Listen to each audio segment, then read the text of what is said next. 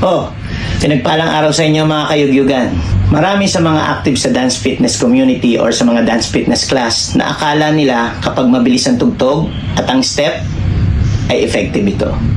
Mali. Ang bilis ay hindi sukatan ng tamang fitness. Bakit? Ang katawan natin ay may kanya-kanyang limitasyon. Ang mabilis na galaw at hindi nakaayos na posture o hindi angkop sa fitness level ay mapanganib sa mga muscles, joints at sa puso.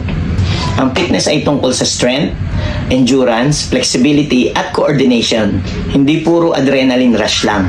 Bilang instructors, may responsibilities at liabilities tayo sa ating mga attendees. Dapat siguraduhin nating safe at effective ang bawat galaw. Kapag mali ang pacing, maaaring mauwi ito sa pagka-injury o sa pagka-ospital. Tandaan, ang tunay na fitness ay ligtas, epektibo at naaayon sa kakayahan ng katawan.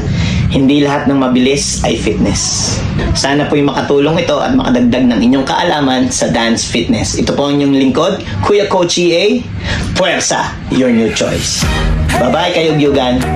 Follow me for more. Coach EA, game na, galaw na, basta fitness. Tara na!